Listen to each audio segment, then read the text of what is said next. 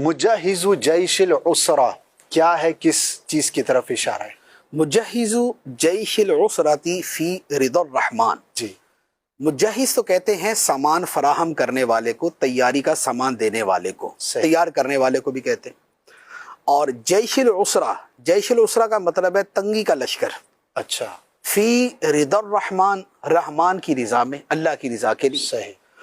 جیش العسرہ جو ہے یہ غزوہ تبوک کو کہتے ہیں، کیونکہ غزوہ تبوک کے موقع پہ یہ ہوا تھا کہ 30,000 افراد تھے جو شرکا تھے جانے کے لیے. بڑی 30,000 یعنی کہ اس نبی پاک علیہ الصلوۃ والسلام کی معیت میں سب سے بڑی تعداد جو ہے وہ غزوہ تبوک میں گئی. صحیح. 30,000 افراد.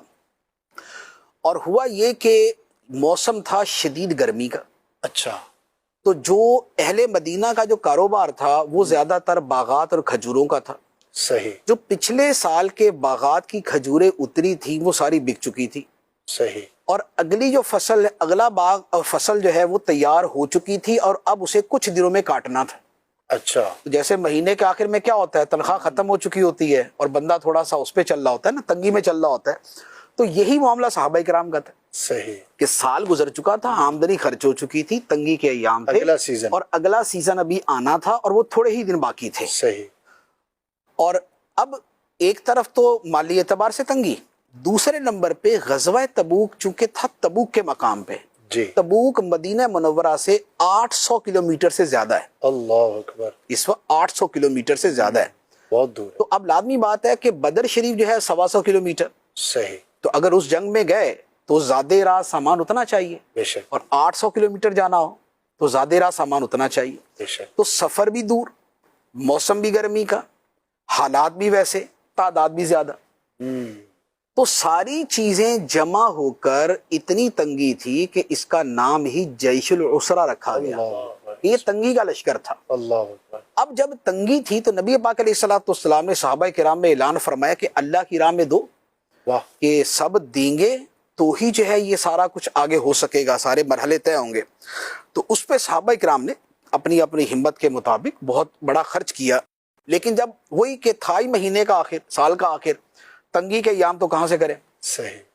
تو اس پہ اسی میں پھر راہ خدا میں خرچ کرنے کے جو عظیم الشان واقعات ہیں وہ پیش آئے. سبحان اللہ. یہی وہ غزوہ تھا جس میں عمر فاروق رضی اللہ تعالی عنہ گھر کا آدھا سامان لے آئے تھے. اچھا، جو مشہور ترین جو واقعہ. مشہور ترین واقعہ ہے. یہی وہ تھا جس میں حضرت سیدنا صدیق اکبر رضی اللہ تعالیٰ عنہ گھر کا سارا سامان لے آئے تھے اللہ اللہ، اور کہا تھا گھر والوں کے لیے اللہ اور اللہ کا رسول چھوڑ کے آئے. واہ، یہی وہ تھا کہ جس میں حضرت مولا علی شیر خدا رضی اللہ تعالیٰ عنہ نے جا کے ایک باغ میں محنت کی اور اس میں آپ کو جو کچھ ملا تو اس کا آدھا جو ہے وہ نبی پاک علیہ السلام کی بارگاہ میں پیش کر دیا اور آدھا گھر والوں کے لیے کیا تھا. شان، کیا شان. یہی وہ تھا جس میں حضرت عبد الرحمن بن عوف رضی اللہ تعالیٰ عنہ نے دینار بارگاہ نبوی میں پیش کیے، عرض کی یا رسول اللہ آدھے گھر والوں کے لیے چھوڑ دیے، آدھے آپ کی بارگاہ میں لے کے آ گئے. سبحان اللہ، سبحان اللہ.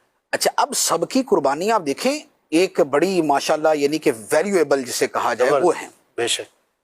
لیکن اس میں سیدنا عثمان غنی رضی اللہ تعالیٰ عنہ نے جو اس جیش العسرہ میں آپ کا جو کام تھا جی، وہ سب سے بڑھ کر تھا. اچھا، واہ، کیفیت کے اعتبار سے تو صدیق اکبر رضی اللہ تعالیٰ عنہ کا زیادہ سارا ہی لے آئے وہ، ٹھیک ہے، لیکن اللہ تعالیٰ جانتا ہے کس کو ثواب زیادہ دے.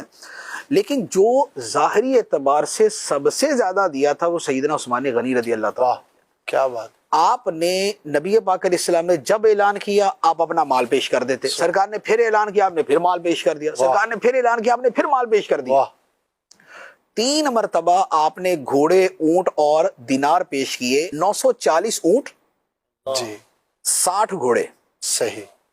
1000 کی تعداد پوری کی. 1000 940 اونٹ، 60 گھوڑے آپ نے اللہ کی راہ میں دیے، اور 10,000 دینار یعنی سونے کے سکے وہ اس کے علاوہ. یہ اس کے علاوہ نبی پاک علیہ الصلوۃ والسلام کی بارگاہ میں پیش کیے. واہ. اور سرکار صلی اللہ تعالی علیہ وآلہ وسلم ان جو ہے وہ دیناروں کو آپ نے ہاتھ میں پکڑ کے آپ اتنا خوش تھے، اتنا خوش تھے، آپ نے فرمایا کہ آج کے بعد عثمان جو مرضی کر لے اللہ تعالیٰ نے اسے بخش دیا. اللہ اللہ، کیا بات. جو مرضی کر لے اللہ تعالیٰ نے اسے بخش دیا. کیا گہرائی. یہ اپنی خوشنودی کا کے اظہار کا ایک انتہائی اعلیٰ طریقہ ہے. بے شک.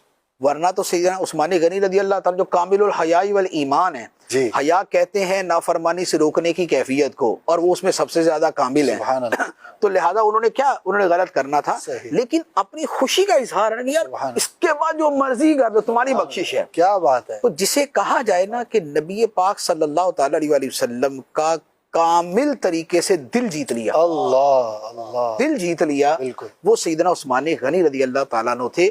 تو چونکہ یہ غزوہ تبوک کا واقعہ ہے اور وہ جیش العسرہ ہے اور اس میں آپ نے سامان فراہم کیا تھا، تو یہ اس کے اوپر یہ ہے مجہز جیش العسرۃ فی رضا الرحمن، سبحان اللہ، کیا کہ بات ہے۔ رحمان کی خوشنودی میں تنگی کے لشکر کو سامان جو ہے وہ حرب فراہم کرنے والا۔ کیا بات ہے۔